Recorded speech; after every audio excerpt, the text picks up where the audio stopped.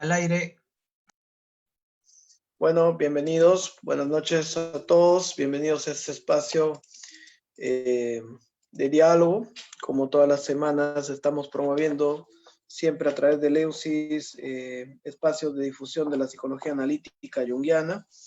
La semana pasada empezamos este espacio los días viernes para comentar un libro de una analista, una psicóloga española, llamada María Pilar Quiroga, que escribió este libro que es Carl Gustav Jung, Vida, Obra y Psicoterapia, que desglosa, digamos, las principales aportaciones de Jung de forma cronológica, ¿no? A través de diversas etapas de su vida. Consideramos que era un libro importante para introducir a las personas que quieren acercarse por primera vez a Jung. Ella separa la primera etapa, que es la etapa psiquiátrica, del año 1900 al año 1909. La semana anterior hemos llegado a hacer una introducción, nos quedó pendiente una pequeña parte de esa etapa. Y la segunda etapa, que es la colaboración con Freud, del año 1906 al año 1913. La tercera, que es la etapa básicamente del Libro Rojo y cómo él también afianzó sus principales conceptos, que es del año 1913 al 28, la confrontación con el inconsciente. Y la época de madurez, que es de 1928 al 46. Y la etapa arquetipal, que es, bueno, la etapa previa a su muerte, ¿no? Cuando él construye, digamos, la Torre Bohlingen, termina esa construcción, y también la etapa donde él de alguna manera transmite, ¿no?, la dirección del instituto a sus discípulas, principalmente a von Franz, ¿no? Von Franz, Jacobi, ¿no? Había ya un grupo de gente que sostenía sus desarrollos. Entonces, ¿cómo estás, Gaby? Buenas noches. Hola, buenas noches, Roberto. Muy bien, muy bien. Muy bien, con frío aquí en Argentina, pero bien. Estamos ¿Cómo cerca estás ya tú? de la cordillera. Los inviernos son más duros por allá, por Argentina. Sí, Siempre.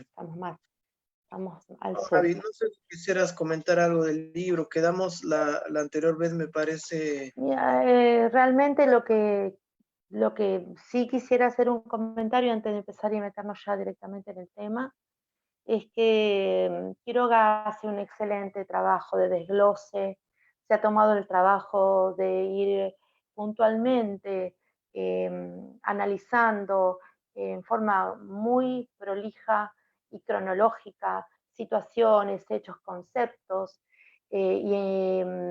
tanto en cómo él va haciendo sus desarrollos, y bueno, la parte 2 que la vamos a ver hoy en la relación con Freud, cómo él va haciendo todo un desarrollo y le va haciendo un trabajo de identificación y de encontrarse él mismo con sus propios conceptos, con su propia idea, con su propia línea.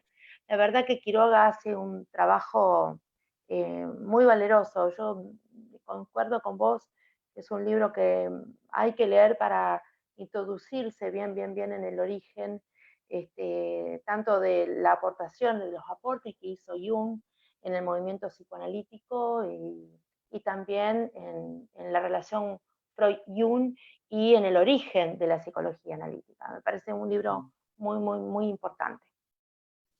Hay algunas cosas que quedaron pendientes de la semana pasada, que como hicimos la introducción no pudimos abarcar la totalidad de esta primera fase.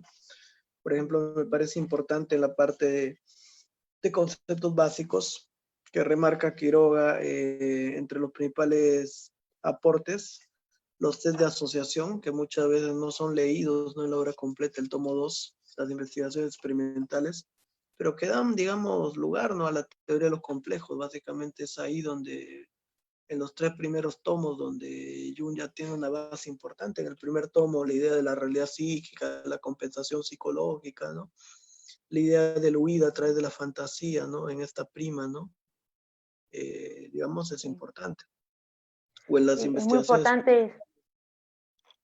Sí, disculpa que te he cortado por el delay del Zoom.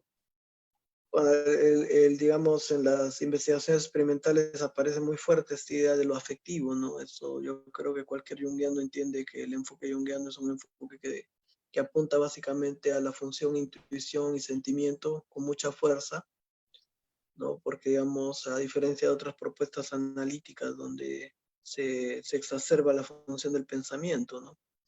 El enfoque junguiano es un enfoque que entra más en aspectos sutiles, ¿no? Relacionados a la imagen, al símbolo y a la emoción.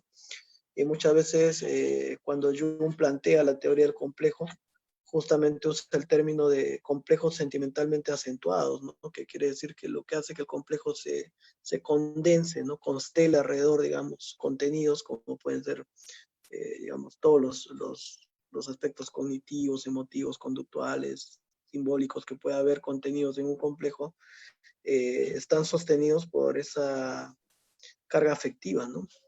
Justamente, Sí, eso es importante exactamente. también. Sí, sí, es importante y justamente se le da tanta importancia, Jung le da tanta importancia a lo afectivo que justamente desarrolla la imposibilidad que siente el individuo de enfrentar el mundo real y cómo esa energía que debería ir hacia la realidad y hacia un yo maduro va en forma regresiva hacia adentro, tomada absolutamente la energía libidinal hacia el complejo, ¿no? Ujú. Y esto lo puede hacer porque él lo vive, lo ve en sus pacientes psiquiátricos, cosas que un poco la crítica que después le va a hacer, el llamado de atención que le va a hacer Jung a Freud, ¿no? Con esto de no tomarlo tanto racionalmente, sino de las vivencias de los pacientes eh, con su corazón, con su emoción, con el Es que sentimiento yo, en donde está más la emoción comprometida, ¿no? ujú. Eh, Y es que pareciera que Freud confunde el instinto, el afecto con el instinto, ¿no? Que son cosas distintas. Y digamos, también en la tradición alemana del pensamiento hay que ver que todo este tema del conflicto entre lo racional y lo emocional era un gran tema en el romanticismo alemán, ¿no? Autores como Goethe o Hölderlin, ¿no? Justamente denunciaron este exceso de racionalidad, ¿no? O sea, al sujeto kantiano, ¿no? Al sujeto racional, ¿no? Que tiene su correlato en Descartes también, el hombre que piensa, ¿no? Y justamente todo el romanticismo alemán, digamos, que revive a los dioses antiguos, ¿no? El espíritu de Wotan y Siegfried y todo esto, viene a traer este aspecto más cargado de la emoción, ¿no? Que está en el espíritu de la claro, profundidad del pueblo. sí, sí, sí. Pueblo, Y qué importante lo que dices, porque hay un modo de conocer que no solamente, hay otro modo de conocer que no solamente es la razón, sí, sino claro, es era la motivo, emoción, ¿no? Era motivo claro, en Goethe, en Pascal, ¿no? En Novalis, en Hölderlin, en todos esos poetas también que de alguna manera desde el espíritu del romanticismo trajeron este aspecto que había estado reprimido, ¿no? Que tiene que ver finalmente con la dimensión del ánima también. Y entonces, digamos que Jung también de alguna manera pone nuevamente en la superficie aspectos de la psicología que habían sido dejados de lado, ¿no? De una psicología netamente experimental, ¿no? Racionalista y mecanicista que había dejado de lado los sueños, los símbolos, los afectos, ¿no? Por eso es muy importante. exactamente, que en el test de asociación de palabras, en el test de selección de palabras, justamente se ve la carga afectiva, la carga emocional, y justamente estaba relacionado con las situaciones que la persona se sentía imposibilitada a, a vivir. Se ve ahí en la película cuando él le hace el test a su propia mujer, ¿no? A la propia Emma, ¿no? Se encuentra la imposibilidad de lo que ella sentía que no podía vivir en el presente. Esto es importante también porque se piensa que, a mi entender, que la psicología analítica es solamente para, si bien en esta parte de Jung, en esta parte de la vida de Jung, en esta parte profesional de Jung se ve la aplicación y la búsqueda que hace en lo patológico, pero se puede ver que el complejo funciona y está activo en personas normales, entre comillas normales, y que tienen justamente cargada de emotividad, de emocionalidad, de imposibilidad, de lo que no se podía aceptar a la conciencia. Me parece de un valor increíble. Mm. Claro, y cuando hace toda la revisión de los tipos también en el tomo 6, ¿no? Cuando habla de lo apolíneo y lo dionisiaco, justamente ese aspecto, ¿no? Que uno diría irracional, ¿no? Justamente, digamos, lo irracional sería negar un aspecto del hombre, ¿no? Que es su afectividad, su emoción. Y entonces me parece importante eso. Entonces, la teoría del complejo es una teoría básicamente afectiva. El complejo está ligado a la energía psíquica, ¿no? O sea, tiene un aspecto cuantitativo que es medible, que se expresa a través de la fisiología del cuerpo, y tiene un aspecto cualitativo que tiene que ver con los contenidos asociados, las características. Entonces Jung también se da cuenta que muchas veces lo importante en un complejo es la intensidad emocional que tiene el complejo más que las características dadas, dónde se formó, con quién, ¿no? Y es la carga afectiva lo que genera ese poder, digamos, de asentamiento de esos contenidos en la psique, ¿no? Lo que acentúa es el impacto emocional, la vivencia. ¿No? Eso Y, muy, y muy el, y la, y el, el trauma también, ¿no? claro, y lo importante que es entender el sentido de este complejo, ¿no?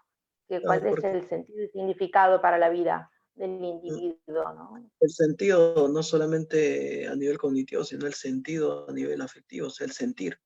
¿Cuál es la emoción ahí constelada, contenida, ¿no? Por ejemplo, cuando Freud fue muy bueno, Freud clarificando, ¿no? Por ejemplo, esta correlación entre el trauma y el hecho del pasado, ¿no? Y que muchas veces no era literal, sino era simbólico, ¿no? Por ejemplo, el caso famoso está de Berta Poppenheim, ¿no? De Ana Ono, ¿no? Entonces, más que el hecho, digamos, de haber visto al padre, ¿no? O algo así, una situación, ¿no? Inmoral, supuestamente saliendo de un prostíbulo, una cosa así. O sea, fue el impacto emocional. O sea, fue la imagen que quedó grabada por el impacto emocional, por lo que significó, pero no por lo que significó a un nivel intelectual, sino afectivo. Entonces, esa idea es bien importante porque cuando uno moviliza la energía psíquica a través de técnicas expresivas, es donde uno puede empezar a liberar esa energía del complejo, ¿no? Y eso introduce un trabajo diferente en el psicoanálisis, en un psicoanálisis que buscaba, como dice Jung, en la práctica de la psicología analítica, básicamente la clarificación intelectual, ¿no? O sea, el darse cuenta, el traer luz. Entonces Jung dice, Brouwer busca la confesión, o sea, la catarsis. Freud buscaba la clarificación, el darse cuenta, y Adler un poco la orientación, ¿no? O sea, el tomar postura, qué vas a hacer, la toma de decisión, ¿no? La responsabilidad. Pero lo que buscaba Jung era la transformación, es lo que él plantea, ¿no? Entonces, pero en Y, este sentido, el y, complejo, que es una cosa previa a la individuación, digamos, antes de la teoría de individuación, una cosa muy concreta de lo clínico, creo que es fundamental este recalque del aspecto afectivo, ¿no?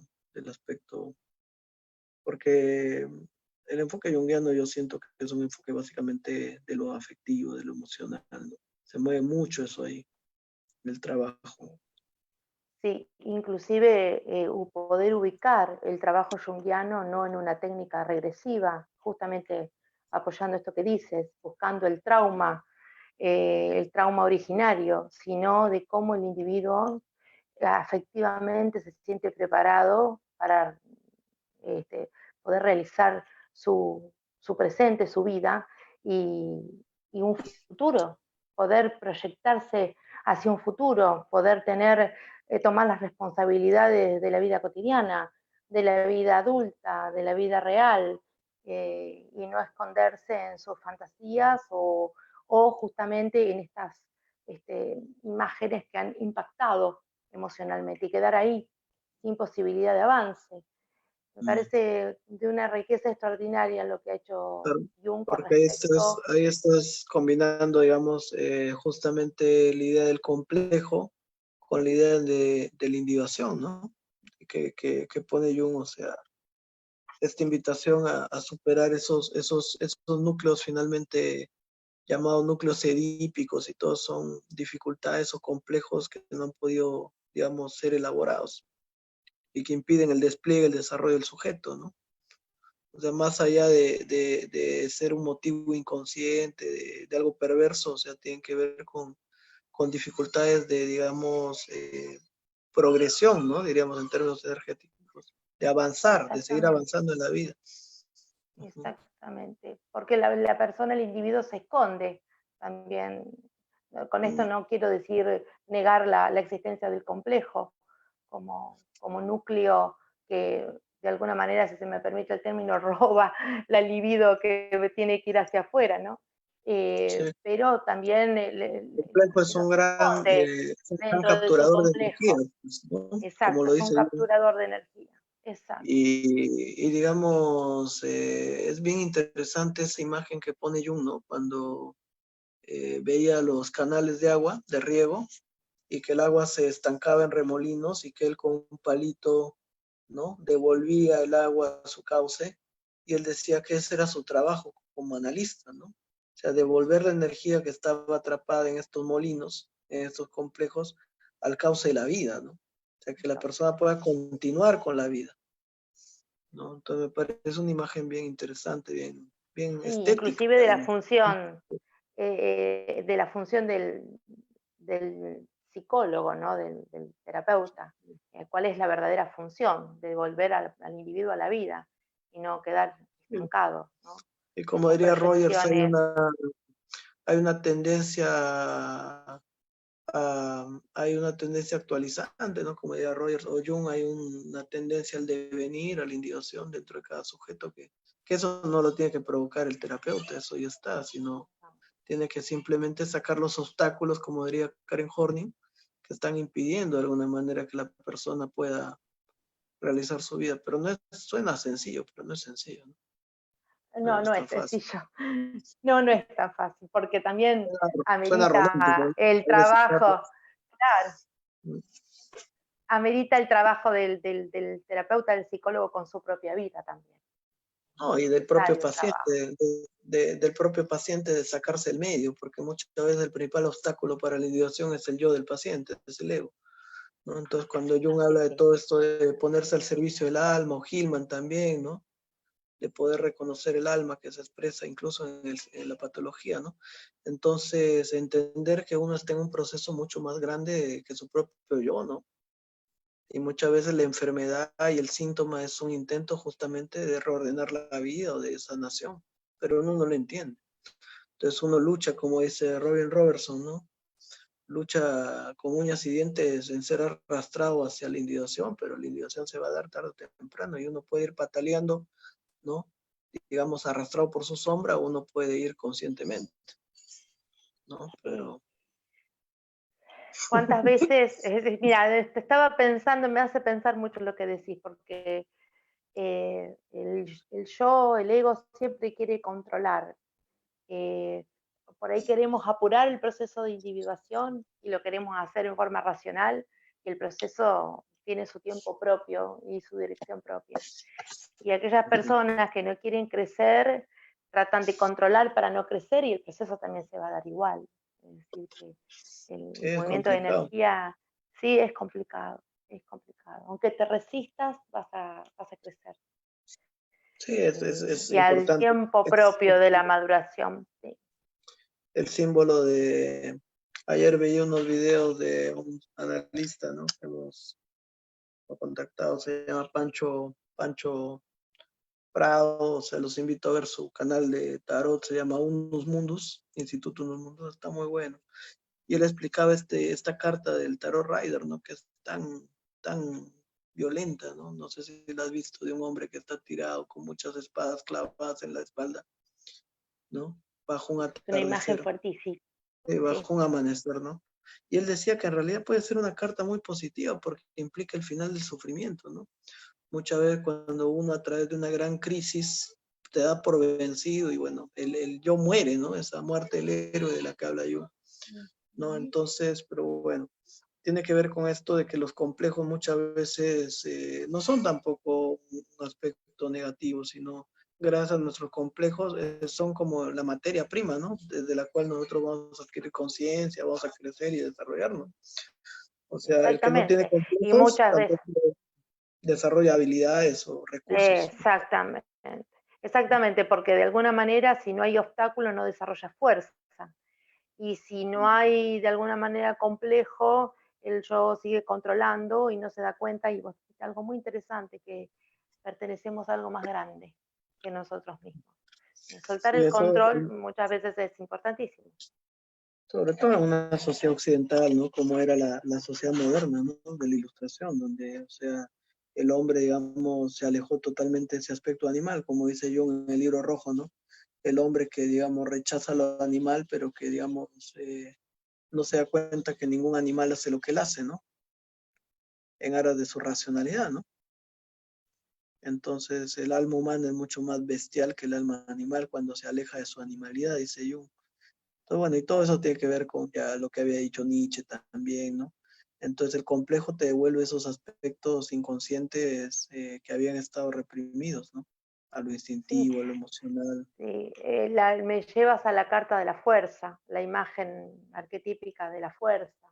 En algunos tarot son el número 11, ¿no? Es decir, amigarse con el propio instinto, reconocerlo, darle un lugar, de la única manera de poder, bueno, aprender de él y llevarse, ¿no? Ponérselo a favor. Y es Bueno, una fuerza, el del, instinto es una fuerza poderosa que nos en el ayuda tarot mucho del en el proceso. Marsella, o sea, además ese contacto con lo instintivo, con el león es sutil, ¿no?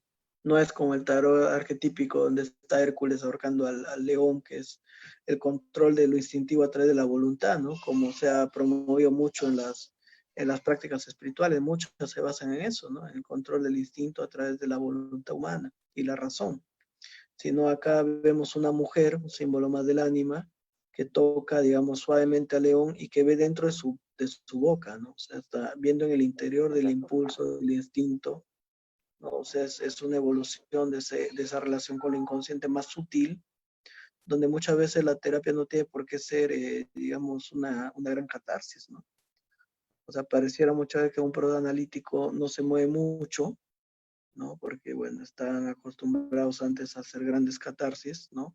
Los hipnotistas cuando hacían grandes demostraciones, ¿no? Y era más como un espectáculo.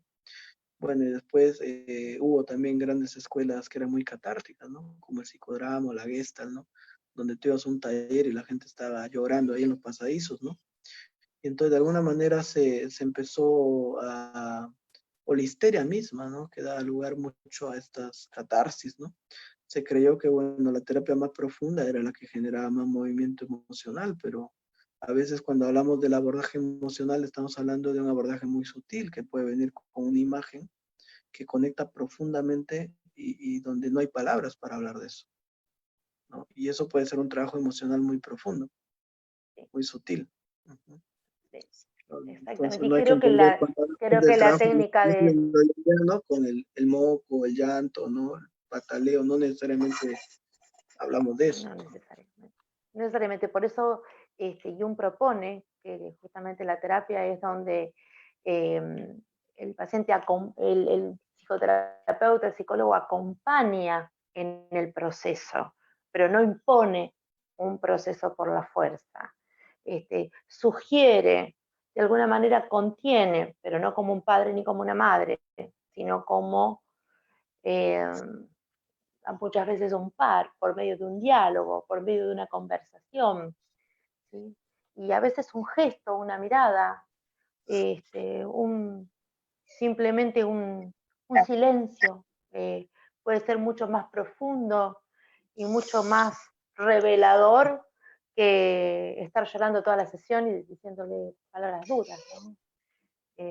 No, Me parece que el tema de la emocionalidad, del trabajo emocional, del encuentro con la fuerza de esa emocionalidad, no necesariamente tiene que ver con un proceso hiriente o un proceso despótico. Me parece que bueno, yo que estoy tan relacionada con el arte, muchas veces simplemente tomar un color o pintar una emoción, y eso es muy revelador para la persona y se producen transformaciones profundísimas, insights muy profundos que abren a etapas siguientes totalmente reveladoras. Bien. claro, entonces esa dimensión del trabajo afectivo tiene que ver más con lo sutil, ¿no? con el contacto con la experiencia, ¿no? Con la emoción, con el símbolo. Y muchas veces el símbolo, un sueño también abre esa función, ¿no? Del afecto. Un sueño puede aperturar un proceso interesante, importante de conexión afectiva. Entonces es importante, yo supongo esto también en un contexto, ¿no? Alemán, ¿no? Europeo. Digamos, supongo que el trabajo afectivo allá será mucho más potente que en Latinoamérica, donde estamos de alguna manera más habituados, ¿no? A estas funciones del sentimiento y de la intuición, ¿no? Claro. Supongo que ahí habrá sido mucho más revelador este trabajo, mucho más confrontativo para el espíritu de la cultura, ¿no? Mm. Sí, sí, sí, donde, bueno, emocionarse, llorar, mostrar. Yo siempre he quedado muy, creo que todos, en el momento, bueno, es un ejemplo extremo el que voy a traer, cuando muere la princesa Diana y su esposo, el que era actualmente su esposo, la reina, el rey y sus hijos, les habían prohibido llorar. Fundamentalmente a sus hijos les habían prohibido llorar en una situación de duelo y de pérdida inmensa. Me parece que eso fue muy gráfico para el problema de acceso a la emocionalidad. Por eso tiene tanto valor el trabajo que nos trae Jung de su propia vida, sus propias emociones, sus propias vivencias, las vivencias de lo que él pudo plasmar en el libro rojo, y bueno, los conflictos con su vida propia emocional y fundamentalmente, ya que vamos a hablar con el tema, la parte 2 con el tema de Freud, ¿no? Que bueno, a él también le llevó un proceso emocional fuerte y que lo cuenta, y no lo oculta, lo trae, lo muestra, ¿no? Eh, eh, Me parece que tiene que ver, es importante esto de lo que trae Jung en un momento, como tú muy bien dices, en donde lo emocional era casi prohibido, ¿no? Y que justamente más emoción o más descubrimiento del propio sentir, menos era tomado en cuenta, menos era valorado científicamente o tomado en serio, seriamente, ¿no? Como si eso no tuviera valor. Y me parece que es Y eso también de es mucho valor, importante de mucha valentía. porque la histeria de alguna manera sería esa manifestación excesiva de esa función no reconocida, ¿no?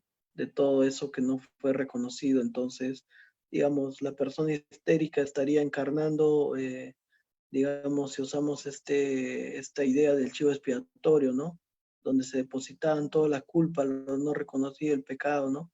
Entonces, el trastorno de la época refleja un poco aquello que es negado por la cultura, ¿no? Entonces, en la histeria, donde hay una gran exacerbación de los contenidos sexuales, de los contenidos, digamos, también afectivos, ¿no? Una gran desregulación afectiva. Entonces, justamente uno puede ver depositado en esos casos aspectos que normalmente a la sociedad le costaba en ese momento integrar, ¿no? Sí, sí, Entonces, sí. Inclusive, contrastaban, digamos, dramáticamente con las formas habituales, ¿no? De comportamiento. sí, que se puede ver aún hoy con el tema de los secretos familiares, de lo no dicho. Has contado el otro día algo que a mí me impresionó mucho, que fue el tema de cuántos niños ven realidades y viven realidades que no pueden hablar con los padres. Hablabas de una niña que fue abusada por la pareja de su madre y la madre le pega en la boca y le dice que se calle. ¿Te acuerdas, Roberto, de eso que has Sí, contado? claro. Lo has compartido y bueno, yo creo que hasta el día de hoy, a pesar de que em, eh, estamos ya en el siglo XXI, los secretos familiares, lo que se ve y se escucha y no se puede decir, lo que afectivamente y profundamente afecta al ser humano, sigue, sigue hiriendo y me parece que ahí nos trae, nos echa mucha luz. Y justamente vuelvo a repetir, perdón que sea reiterativa con esto, pero me quedé tan prendada cuando hice la entrevista a María Elena, ¿no? Donde ella nos trae algo bastante interesante, que es el drama de amor de Yunes, por lo menos lo que ella interpreta de lo que es el libro rojo, y su drama emocional y cuánto desde ahí pudo crecer el mismo Jung, ¿no? Y hizo crecer también su técnica, sus investigaciones y pudo también ir creciendo y mirar desde otro lado a sus propios pacientes, ¿no? Me parece interesante esto. Bueno, y entonces ahí llegamos al tema de la histeria, ¿no?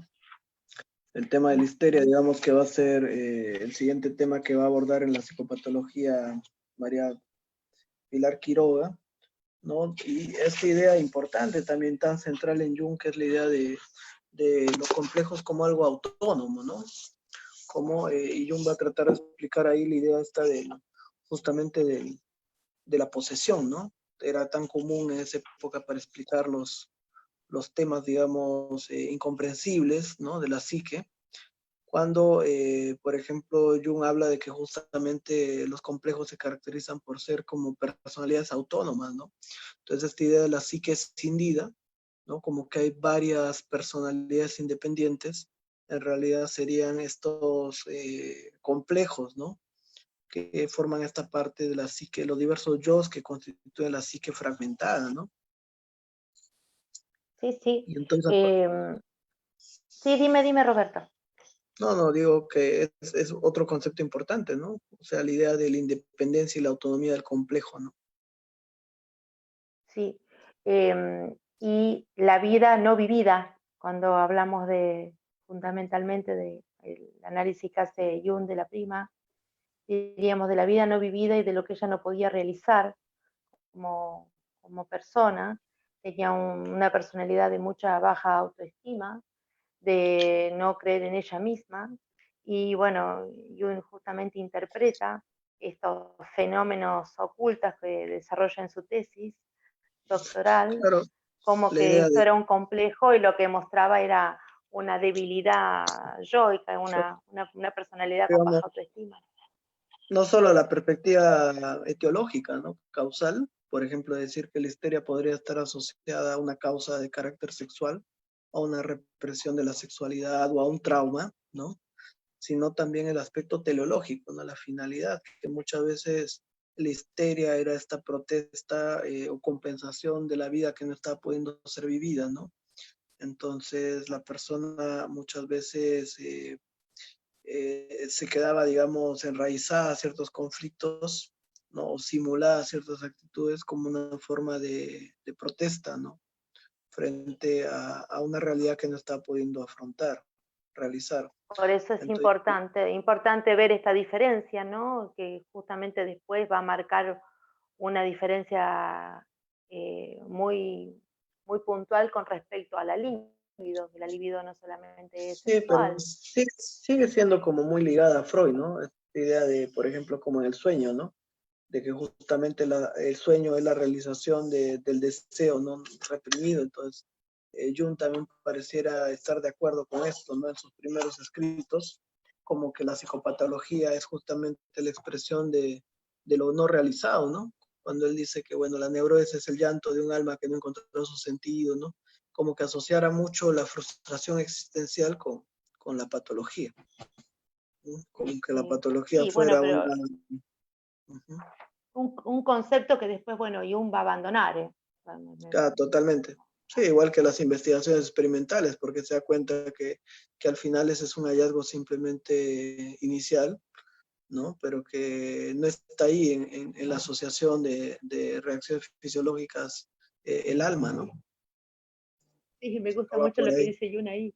Y sí, Jung ahí dice, que me pareció maravilloso, que quien sigue por ese camino puntualmente y solamente en las investigaciones científicas, poco va a aprender de sus pacientes, que para eso había que escucharlos, mirarlos, observarlos, entender su historia, entender Pero lo que lo estaba viviendo importante, esa persona, lo lo que estaba importante sintiendo. es, lo importante es el hallazgo de la correlación entre los contenidos psíquicos y la reacción fisiológica, ¿no?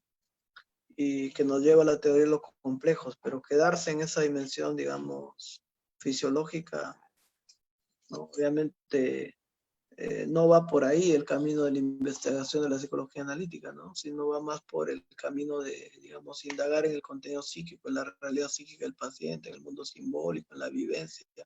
va más hacia la fenomenología, digamos, que hacia la experimentación, ¿no? Entonces ahí estamos en este tema de, ¿no? de la histeria, que es muy importante. Entonces, esta idea que tú dices de la importancia de la compensación, ¿no? De la compensación que ya había descrito él también en sus primeros escritos sobre la prima, ¿no? En su tesis, ¿no? Después viene esta idea también, esta confrontación de que la esquizofrenia tiene un origen psíquico, ¿no? Los casos estos de la mujer que hacía este movimiento, ¿no? Del zapatero, y que después Jung se da cuenta que en realidad esta mujer había tenido un novio que había sido zapatero, entonces de alguna manera el contenido psíquico del esquizofrénico no está desconectado de sus vivencias, ¿no? Entonces Jung encuentra dos cosas importantes en relación al psicótico, ¿no? La primera es que el contenido que él tiene no está desconectado de su vivencia personal, pero también hace otro hallazgo que es importante, ¿no? Y que es que muchas psicosis comparten, digamos, motivos míticos, ¿no? O sea, digamos que en la psicosis hay conexiones personales y conexiones arquetípicas, ¿no? Colectivas. Y esto es interesante porque se creía que la locura del psicótico no tenía ningún sentido, ¿no? Que era una mera alucinación. Y entonces hallar esta relación entre el síntoma, el delirio, ¿no? Del paciente, del loco, digamos, y su vida personal, ¿no? Un contenido afectivo, que es este novio que la abandonó, que era zapatero, y que de alguna manera esta mujer había mantenido a esta imagen del novio, ¿no? Viva, ¿no? Y había fugado, de repente, quién sabe en dónde estaba en ese delirio, ¿no? De repente ella seguía viviendo con él en su mente, ¿no? Rota, ¿no? En esa psicosis ella seguía esperando al amado, seguía en relación con él en ese mundo, ¿no? Digamos, Sí, justamente esto le da la posibilidad a la psiquiatría, a la psicología, a la psicoterapia, de validar esa dimensión, ¿no? Justamente la psique, ¿no? Ese mundo psíquico del paciente. Entonces me parece eso otro aporte importante, ¿no? Porque con respecto a la esquizofrenia, Jung va a hacer tres grandes descubrimientos, ¿no? El primero es que él va a plantear el origen psicógeno de la esquizofrenia, ¿no? De la demencia precoz. No diríamos esquizofrenia porque, bueno, de la psicosis, ¿no? Entonces, pero en esa época no se discriminaba lo que era una psicosis psicógena, una crisis espiritual, una disociación, un trastorno esquizoafectivo, de lo que era una demencia precoz, ¿no? Bueno, y el mal manejo del cuadro, ¿no? De la crisis, la falta de fármacos hacían que estos casos muchas veces se cronifiquen, ¿no? Entonces, hoy en día sabemos que no toda psicosis es una esquizofrenia que va al deterioro, ¿no? Entonces, pero digamos, en esa época la idea era que era un problema netamente orgánico. Y entonces sí, Jung sí, sí, empieza a plantear el origen psicógeno de la psicosis, ¿no? O sea, que esto tiene una causa psicológica. sí. Bueno, esto le ocasionó algunos temas con Bloiler, ¿no? Alguna disputa Bueno, con bueno, Bloiler. los mismos problemas que tuvo Freud con Meiner, ¿no? O sea, con sus colegas, ¿no? Porque teníamos una psiquiatría que era sumamente biologicista. Es más, la palabra histeria viene de histerio, ¿no? Del útero. O sea, se pensaba que la Sí, mujer se le había inflamado el útero y por eso era histérica, ¿no? Entonces las explicaciones de la psicopatología eran básicamente neurológicas, cerebrales, ¿no? No tenía lugar, digamos, en o el discurso tóxicas, psicológico o la posibilidad tóxicas. de considerar de repente como algo posible la, el origen mental de los trastornos. Entonces, esa primera conexión del origen mental del trastorno, la segunda gran pista fue que la psicosis tiene una conexión personal y la neurosis también. Bueno, que eso ya lo había descubierto Freud, ¿no? Y la tercera es que, bueno, no solamente tiene una dimensión personal, la psicopatología o la experiencia humana, sino también una dimensión mítica, colectiva, arquetípica, ¿no? Claro, claro, porque por eso la importancia que le da Jung, que también me parece muy valioso de lo que es la memoria genética, es decir, la experiencia filogenética puesta ahí en una experiencia psicótica, ¿no? Que esto Bueno, tampoco finalmente, no había sido tomado en cuenta, para nada. claro, y la posibilidad también de que es posible sanar eso, ¿no? Sí, Porque en esa época, digamos, pensar en la posibilidad de sanación era totalmente improbable. Por eso el concepto de Generalmente, realidad psíquica que nos trae Jung en este sentido es importante. Me parece que desde ahí lo resuelven, ¿no? También para traer el paciente de vuelta de alguna manera, ¿no? Dicho de este modo rápido, ¿no?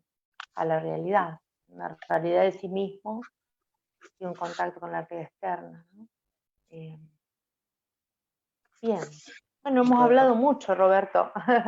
No sé si Sí, llegamos a cubrir el capítulo, porque es tanto lo que se ha vivido, los descubrimientos y lo que vamos, nos cuenta vamos a yoga, terminar ¿no? Este capítulo. este capítulo que quedó pendiente, Gaby, si te parece así, Sí, simplemente sí, comentar. sí, por favor, Hay una dimensión tú las personal, ideas. hay una dimensión colectiva, entonces ahí todavía no había una, una correlación muy fuerte, simplemente eran pistas, hallazgos, ¿no? Cuando él ve esto del paciente psicótico que veía que el sol tenía pene y él empieza a buscar si había referencias míticas del sol con pene y empieza a encontrar estos, ¿no? Estos símbolos. Y después la idea de que la psique en realidad inconsciente no es un depósito, ¿no? De contenidos reprimidos, sino más bien es una gran creadora de símbolos, ¿no? Y de síntomas y patología, imágenes y contenidos. Entonces, en ese sentido, el inconsciente sería también esa gran madre, ¿no? Creadora de contenidos psíquicos. Y por tanto, uno no puede nunca terminar de volver consciente lo inconsciente, ni agotar el significado de un símbolo. Por ejemplo, eso explicaría la creación de la psique, ¿no? El aspecto creativo de la psique, por ejemplo, a través de la creación onírica, ¿no? El sueño sería una manifestación de esa parte creativa. Entonces, esto va a ser de gran relevancia cuando él explore después el libro rojo, cuando él explore, por ejemplo, símbolo de transformación, ¿no? Porque esta dimensión creativa de la psique, por un lado, poner la atención no en lo literal, sino en lo simbólico, y por otro lado también en el mundo psíquico del paciente, en su realidad psíquica, y por otro lado también, digamos, esta idea de lo arquetípico, que completa la imagen de lo personal, van a ser aspectos que van a alejar completamente a Jung de Freud, ¿no? Se introduce otra teoría que es diferente, que es distinta. Entonces, muchas veces se habla de que Jung ha sido discípulo de Freud, pero esto uno lee los textos y ve que desde el inicio No, no no, de ninguna manera, es el no es discípulo de Freud y desde que el principio Jung siempre le sonó como, eh, como extraño este concepto total de la libido que era absolutamente sexual y siempre percibió otra cosa en la observación de sus pacientes y después cuando directamente dice a Jung que estaba estudiando la mitología, la astrología desde el punto de vista simbólico, que le estaba aprendiendo muchísimo a escuchar, a entender los síntomas de sus pacientes. Me parece que no, que de ninguna manera fue discípulo y en las cartas se puede ver perfectamente esta relación. Sí, claro, y en los primeros textos, ¿no? En las conferencias también hay crítica al pansexualismo y toda esta mirada mecanicista, ¿no? Y bueno, en este capítulo, para cerrar este capítulo inicial, yo sabía que no nos iba a dar tiempo ahí porque habían quedado con la introducción la mitad del capítulo, ¿no? Entonces, pero digamos, básicamente acá está todo este tema de la psicosis y toda la investigación que había alrededor, ¿no? Está Kraepelin, está, bueno, el director de Burgolis, ¿no? Bleuler, que eran autoridades importantes, ¿no? Y obviamente Jung como un, vamos a decirlo así, ¿no? Como un aprendiz de Bleuler, porque él había salido hace poco de la universidad, ¿no? Él estaba ahí aprendiendo, no se sentía a gusto con esa psiquiatría, digamos, La mecanicista, psiquiatría ¿no? sin alma. Claro, y Una decía psiquiatría sin Quiroga alma. que era como una especie de cuartel ahí donde se rendía culto al biologicismo, ¿no? Al reduccionismo, ¿no? Una psiquiatría netamente fisiológica. Entonces, ahí es donde Jung empieza justamente en ese contexto a contrastar otro tipo de ideas, ¿no? Donde lo afectivo, lo inconsciente va a ser muy importante. Yo creo que en esa especie de retiro que describe Quiroga, donde la gente está en Burgos y refugiada y no, es como que él conecta con Freud justamente porque Freud trae esta otra mirada, ¿no? Que contrasta con esa psiquiatría biológica, que es digamos, empieza a hablar del alma, ¿no? De la psique, de lo que hay ahí, de los sueños. Entonces yo creo que fue un gran compañero para Jung, ¿no? Sí, Porque y rodeado él de puro sí. colegas racionalistas, no biologicistas, digamos, encontrar a Freud habrá sido encontrar una botella en el desierto, ¿no?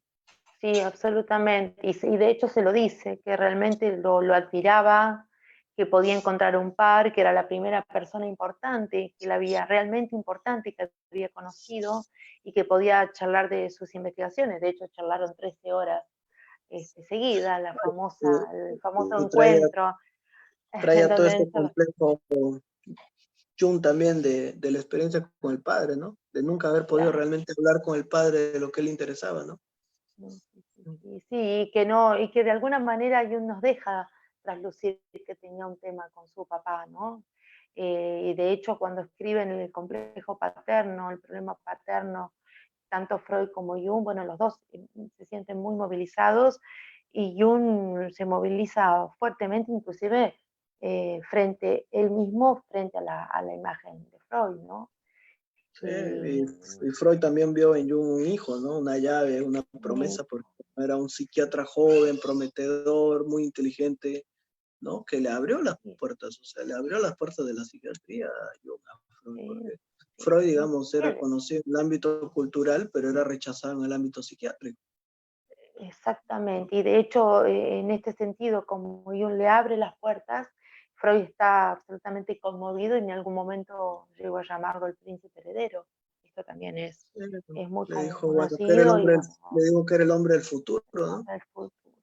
Sí, el Y hombre del futuro. digamos, al punto que de alguna manera Ernest Jones en su biografía divide la biografía de Freud en tres etapas, ¿no? La etapa, digamos, la etapa heroica, ¿no? Cuando él desarrolla su pensamiento, ¿no? La etapa Jung le llama la segunda fase, ¿no? O sea, que duró poco, duró 6 años, creo, ¿no? ¿Cuánto? Del Entonces, 2006. pero creo que los ha marcado a los dos, creo que los ha marcado a los dos fuertemente. Las dos personalidades han sido fuertemente marcadas y también Jung nunca deja de nombrar a Freud, a veces para diferenciarse de su teoría y otros para tomar ejemplos, como por ejemplo la represión, que nunca no la niega, la toma, aunque después construye sobre ella, ¿no? Pero bueno, realmente son dos personalidades a tener en cuenta Lo y importante es, importante. digamos, también separar que no necesariamente parten de dos comprensiones, claro, parten de intereses comunes, pero de formas de ver totalmente diferentes los fenómenos, Sí, de intereses distintos también. sí, intereses Entonces, distintos y modos de manejarse con las personalidades que lo rodeaban también de una manera diferente.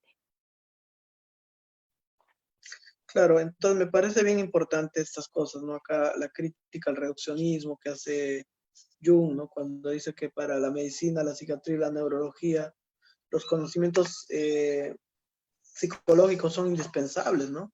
Y que el futuro de la psiquiatría está en la psicología. O cuando él va a decir que la psiquiatría moderna se comporta como alguien que piensa que puede descifrar el sentido y el propósito de un edificio por medio del análisis mineralógico de sus piedras, ¿no? Es una caricatura que, bueno, da risa, pero que es triste porque revela pues ese espíritu del reduccionismo biológico, ¿no? Que impera hoy en día también en la medicina, en la psiquiatría, en la psicología, ¿no? Entonces se trata de comprender Sí, el alma en, fíjate que en las muchas veces hormonas, ¿no? En la fisiología. las, sí, inclusive fíjate que muchas veces las mismas personas en nuestro presente, cuando nos sentimos mal o tenemos algún problema, inmediatamente vamos al médico y buscamos la razón biológica, en vez de, es como si habría un problema patológico, ¿no? Y el médico lo que te dice es, bueno, no tenés nada, tenés que ir al psicólogo porque no tenés nada. Esto me parece que también pasaba en el 1900 y pasa hoy, ¿no? Como si lo psicológico no fuera nada importante, si fuera ahí Por descarte, un ¿no? objeto Paliativo. de adorno o claro, de descarte. Y me parece que Se ve hablar con el psicólogo, ¿no? Como si fuera ir a hablar, ir a huevear, ve a entretener, ve a contarle tu claro, problema, que te dé un consejo, claro, ¿no? Exactamente. Bueno, Casi muchas veces molestar al médico, dice, bueno, acá no tenés nada, anda a entretenerte un rato con algún psicólogo que encuentres por ahí. claro, Eso no me tiene parece nada, pero también, no tiene nada en el sentido del cuerpo, pero algo te pasa, ¿no?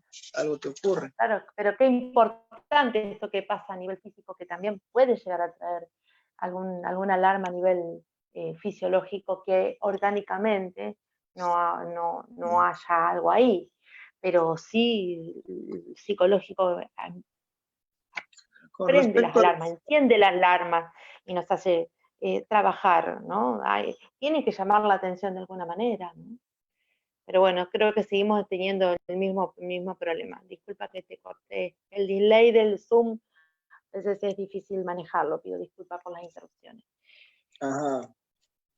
Entonces vamos a ir como cerrando esto, Gaby. Ahí Ok, solamente para enfatizar un poco en la parte de psicoterapia, algunas cosas que remarca Quiroga, ¿no? sí. Lo primero dice que Jung parte de una idea de asumir que él no entiende, ¿no? No entender nada en absoluto sobre el paciente. Y eso es algo que Jung va a decir mucho en su obra. Él va a decir, el hombre sabía mucho, era una persona erudita, pero él recalca muchas veces que nadie puede saber lo que es un sueño, ¿no? O lo que es un síntoma. Entonces la actitud del no saber es fundamental en la postura junguiana, ¿no? No dar por hecho que uno entiende lo que le pasa al paciente. Entonces la postura de Jung era esa, ¿no? Partir de una idea de que él no entendía o no sabía qué era lo que realmente le ocurre al paciente. Segundo punto, remarca que Postura que va a mantener toda la vida, esto de no saber y estar absolutamente abierto. totalmente. La segunda es que ella remarca la importancia de la observación clínica, ¿no? Jung era un clínico, observaba, investigaba, y él decía que él no se contentaba con ese no saber y que se quedaba muchas veces hasta tarde revisando las historias, los libros, él trataba de entender sus, ¿no? Se obsesionaba, ¿no? Porque decía, mientras sus otros colegas que eran gastroenterólogos, cardiólogos, podían comprender lo que era el corazón y por qué se enfermaban sus pacientes, él se sentía un médico inútil porque no podía entender ni siquiera algo psiquiátrico, ¿no? Y él se preguntaba cómo es que la psiquiatría puede estar tan tranquila sin conocer la causa del trastorno, ¿no? Y si vemos eso desde el punto de vista médico, evidentemente, si el psiquiatra es un médico, el médico que es incapaz de comprender la enfermedad de su paciente o su trastorno es un mal médico. ¿Entiendes? Ya Hipócrates decía, quien bien diagnostica, bien sana, ¿no? Entonces, y el diagnóstico acá no pasa por un etiquetar nada más, como muchas veces Pero se piensa. fíjate que tú estás trayendo un autor interesante, Hipócrates, que una de las cosas que inaugura, a mi entender, es la mirada, ¿no? La mirada y la escucha. Hipócrates se puede encontrar esto, que después se lo Bueno, ve en Jung, ¿no? en la Revisando las formación, historias clínicas y las vivencias claro, en la de las formación médica, personas. al menos la formación que yo he hecho, ¿no? O sea, la base es básicamente la semiología, ¿no? La observación clínica. Siempre te dicen los maestros, lo más importante es la historia clínica, pero hoy en día, pues, el médico ni siquiera. Yo tuve una anécdota de que mi madre una vez atendió a un paciente, mi madre es médico también, y atendió a un paciente que tenía alucinaciones, ¿no? Que digamos, sentía que le caminaba algo por la cabeza, ¿no? Entonces el psiquiatra que la vio, era una paciente francesa, le mandó al operidol, al DOL, ¿no? Porque le diagnosticó que tenía alucinaciones, ¿no? Digamos, pseudo percepciones, ¿no? Kinestésicas. Y que era que tenía piojos, ¡Wow! ¿no? O Claro. sea, ni siquiera, ella decía, me ¿Qué pica la hace cabeza, siento, y le mandó el psiquiatra, bueno, tienes alucinaciones, toma el DOL, ¿no? Y ni siquiera le revisó. Entonces, cuando mi madre le está haciendo la historia, ¿no? Ve que se rasca, ¿no? Y dice, qué raro, a ver, se acerca pensando que era, no sé, una dermatitis, una cosa así más clínica, ¿no? Y encuentra que es piojos, ¿no? Entonces, algo tan básico, ¿no? Como muchas veces Anda. los psicólogos, los médicos se van alejando de la clínica, ¿no? Y creen que pasando un cuestionario, un test, ¿no? O haciendo pruebas diagnósticas, ¿no? Eso sustituye la práctica clínica, ¿no? Que se basa básicamente en la historia clínica, en la observación. Entonces, acá Jung fue un gran observador, ¿no? Eso lo rescata. Otro Absolutamente punto, así. Sí. el conocimiento de lo que le ocurre al paciente en su interior, ¿no? De lo que va a ser llamado realidad psíquica. La comprensión del sentido del síntoma, o sea, el síntoma tiene un sentido, es la expresión del alma, es algo que es un símbolo, ¿no? Es un intento de sanación también. La importancia de la historia personal del paciente, ¿no? Entonces, todo esto parece muy sencillo hoy en día, pero en su momento era revolucionario, ¿no? Y Todas quedarse las horas escuelas de... mirando Claro, al paciente dentro del psiquiátrico, horas sentado, observando, y que sus compañeros decían que perdía el la tiempo, pero él importancia realmente de no dejó en el empeño. la importancia del trauma, los secretos familiares, de la dimensión individual, la dimensión colectiva, cultural, ¿no? Todo esto, digamos, es parte de esta psicoterapia inicial, ¿no? La teoría del complejo que hemos dicho, ¿no?